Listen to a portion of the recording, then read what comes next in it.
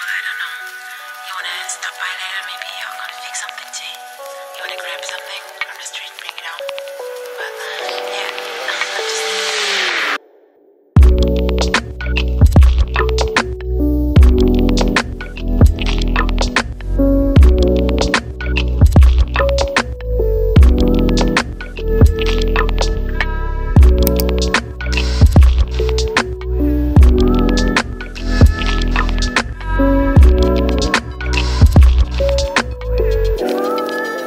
Sans transition, je me suis remise à la lecture très récemment. Je vous ai fait pas mal de stories sur Instagram où je vous ai partagé mes récentes lectures. Et en ce moment, je suis en train de lire Les Mémoires d'un chat d'Hiro Arikawa. Donc c'est un auteur japonais. J'ai pris ce livre totalement par hasard à la Fnac, au Furet du Nord, sur les recommandations d'un monsieur que je ne connaissais pas, qui m'a alpagué et qui m'a dit que il adorait cet auteur japonais. J'ai lu le synopsis derrière et je me suis dit allez, je vais me lancer. Alors c'est une lecture détente et c'était vraiment ce qu'il me fallait. Ça raconte l'histoire d'un chat qui a été adopté par Satoru, qui est son maître, un japonais. Donc ce chat s'appelle Nana. Donc c'est aussi un très beau petit clin d'œil au manga du même nom qui s'appelle Nana, que j'adore. Enfin, c'est l'une des raisons pour lesquelles aussi j'ai acheté ce manga. Et en fait, c'est un chat de gouttière qui a été renversé par une voiture et il a été adopté donc par Satoru. 5 ans se sont passés et Satoru, pour une raison qu'on ne sait pas, doit se séparer de son chat. Du coup, il voyage un petit peu partout à travers du Japon à la rencontre de ses amis pour essayer de trouver un nouveau maître pour son chat. Du même auteur, j'ai pris Au prochain arrêt. Donc c'est un livre un petit peu plus léger qui se passe toujours au Japon et en fait là le personnage principal entre guillemets c'est un train sur la ligne Hankyu-Imazu qui relie Osaka à Kobe. Comment résumer ce livre ?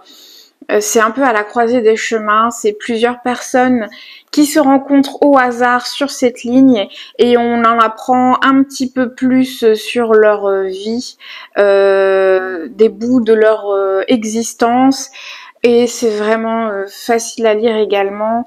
J'ai adoré. Voilà, c'est une lecture détente et si vous aimez le Japon, je vous recommande cet auteur parce que à travers ces bouquins, on en apprend davantage sur la culture japonaise. Je vous en ai parlé dans ma dernière vidéo sur la gestion du stress et de l'anxiété.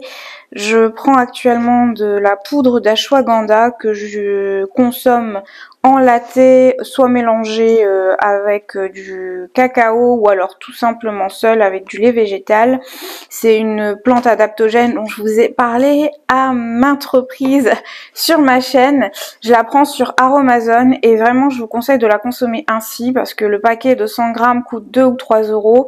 Si vous la consommée en gélule, c'est 5 ou 6 fois plus cher pour une quantité bien moindre et je trouve que c'est plus efficace de la prendre ainsi. Et personnellement, je la consomme le soir, mais vous pouvez la consommer tout au long de la journée, mais je privilégie le soir pour justement me calmer et m'apaiser juste avant de dormir. Et ça marche très bien. Je la prends en synergie avec d'autres plantes adaptogènes dont je vous ai parlé dans ma précédente vidéo. Si tu ne l'as pas vue, je te la mettrai en lien dans la barre d'infos. Donc en ce moment, je prends de la rhodiole et de l'escoltia également. Je consomme aussi de l'astragale que j'ai trouvé également à Aromazone. Et je mélange en fait, voilà, je fais ma petite popote et franchement ça fonctionne. Bon, je commence à avoir faim, du coup je vais manger de la pastèque. Il fait très chaud en ce moment, il doit faire plus de 30 degrés et rien de mieux que la pastèque pour se rafraîchir tout en douceur. C'est très bon et c'est un fruit très alcalinisant.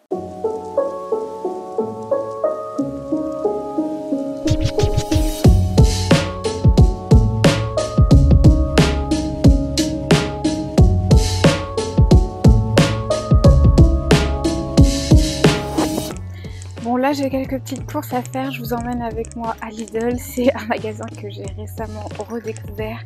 Il y a plein de petites gemmes à prix hyper abordable.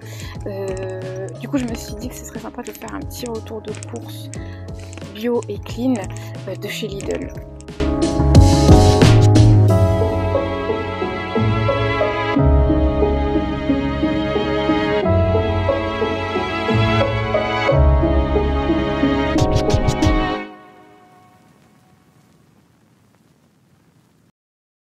Voici l'étendue des dégâts, mon petit butin que j'ai ramené de Lidl. Donc j'ai pris des pâtes de lentilles corail à 1,89 € les 250 grammes. C'est les mêmes que j'ai utilisées dans ma salade de pâtes, sauf que elles étaient à base de pois chiches.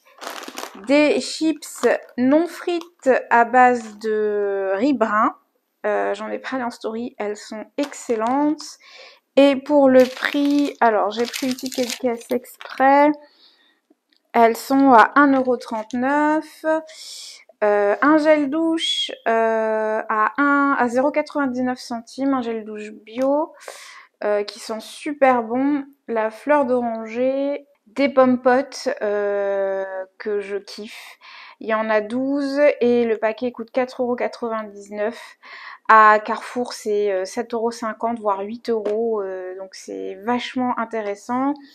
Du houmous à la compo canon, il n'est pas bio, mais vraiment, il n'y a aucun additif, aucun conservateur dedans.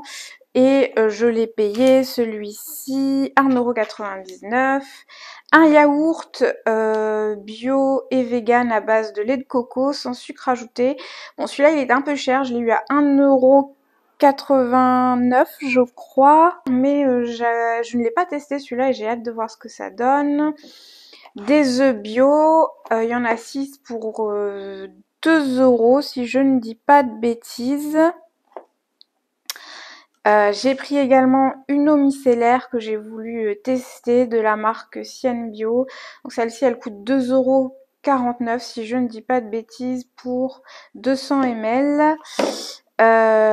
Des fruits secs. Alors si vous êtes amateur de fruits secs, franchement, je vous conseille d'aller faire un tour à Lidl. Il y a tout un tas d'assortiments à prix ultra avantageux. Parce que bon, on va pas se le cacher, les fruits secs ça coûte cher quand même. Celui-ci, c'est un mélange de 4 fruits secs, des noisettes, des noix de cajou et des amandes. Et le paquet de 200 grammes, je l'ai eu à 3,39 €. Et évidemment des bananes, parce que les bananes, c'est la vie. La semaine dernière, j'ai également pris du beurre de cacahuète crunchy de chez Lidl pour 2,30 €. Compo canon, 99% de cacahuètes et du sel, et c'est tout. Je ne l'ai pas encore goûté, mais il a l'air top. Et autre trouvaille également, une préparation à base de cacao à 60% avec du sucre de coco. Le sucre de coco, c'est un sucre naturel à faible indice glycémique. Celui-ci, je l'ai testé et il est excellent. Franchement, si vous cherchez des produits bio à petit prix, des produits clean, sans vous ruiner, je vous conseille vraiment d'aller chez Lidl parce que c'est vraiment une caverne d'Ali Baba.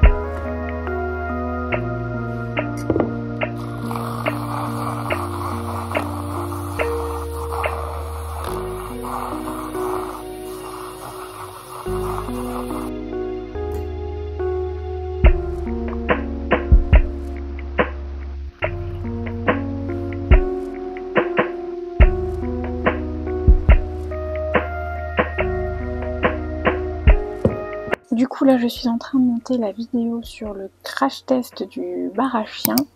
À l'heure actuelle la vidéo est déjà sortie, je vous la mettrai en lien dans la barre d'infos. C'est une vidéo que j'ai pris énormément de plaisir à filmer et à monter.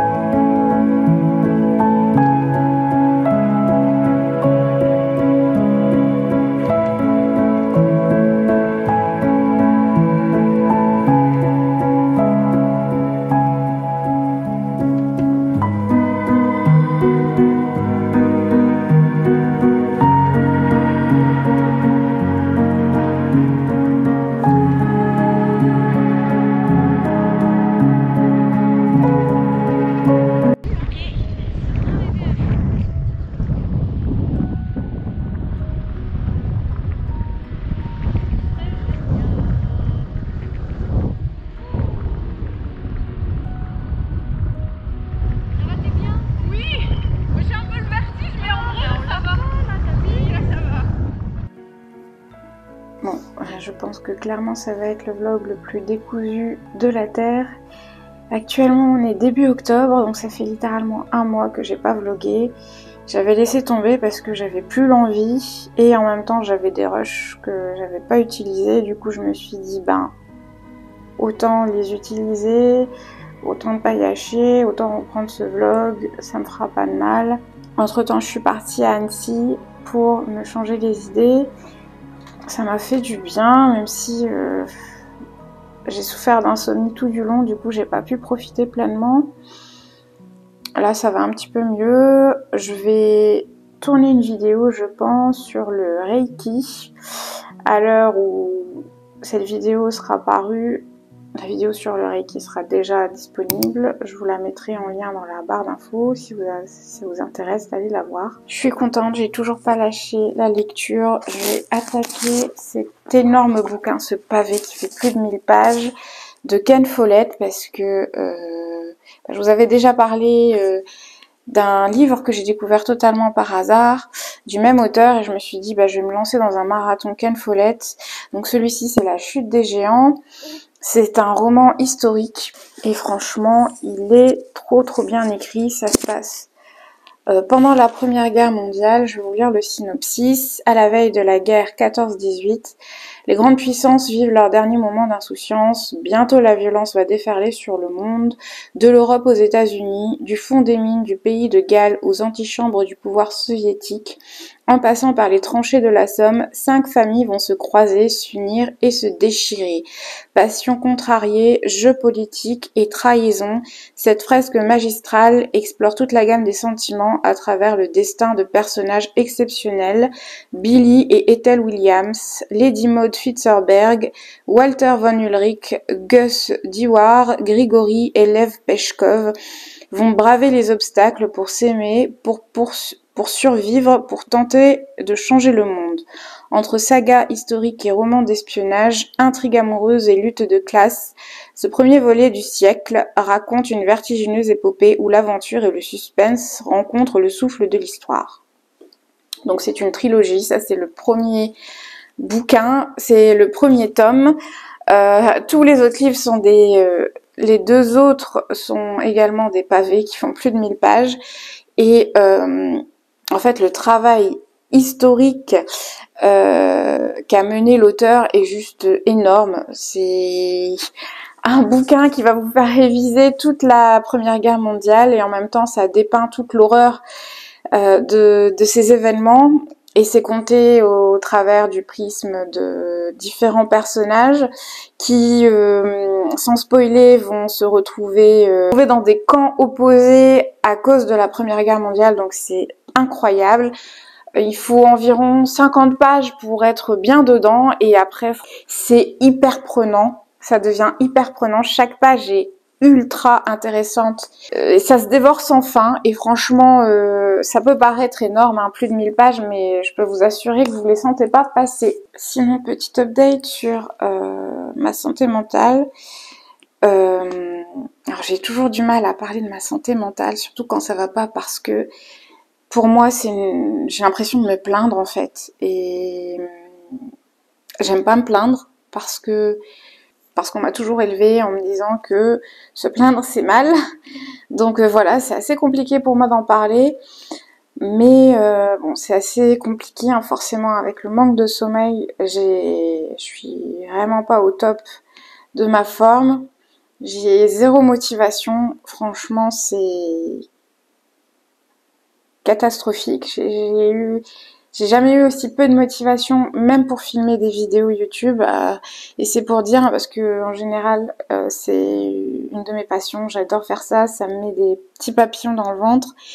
Et là, même ça me nécessite une énergie folle que je n'ai pas. Mais je me mets un coup de pied au train parce que si c'est ça, je ne fais plus rien en fait. Les amis, aujourd'hui est un autre jour, je me rends à la salle de sport. Ça fait littéralement plus d'1 mois et demi que je n'y suis pas allée, tout simplement parce que j'ai de gros problèmes de sommeil en ce moment. Ça fait littéralement 3 mois que je ne dors plus, je fais des insomnies. Et dans le meilleur des mondes, si j'arrive à dormir 2-3 heures par nuit,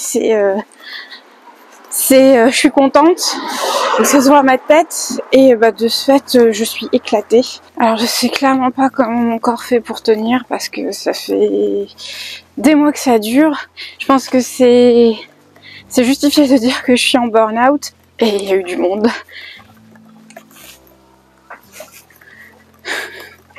J'assume pas encore complètement de vlogger en pleine rue comme ça. Du coup je disais oui, j'ai démissionné parce que de 1 je détestais mon travail, et je me suis rendu compte que c'était l'une des raisons de mes insomnies, de mon stress. Donc là j'ai décidé de prendre une pause bien méritée pour essayer de remettre tout ça dans l'ordre. Et voilà, donc ces derniers temps je suis une véritable loque. J'ai pas l'énergie de faire du sport, et pourtant c'est hyper important quand on a des soucis de santé mentale. Alors c'est pas pour autant que je suis sédentaire, mais j'ai quand même réussi à me tenir à faire 10 000 pas par jour. Donc je marche quand même si je ne fais pas de sport, et ça reste une activité physique qui fait du bien. Donc alors vraiment, si vous souffrez de stress, de burn-out, ou vous êtes en dépression, garder une activité physique, c'est le minimum que je puisse vous conseiller de faire. Je sais que c'est dur, mais il faut essayer de garder une activité physique adaptée.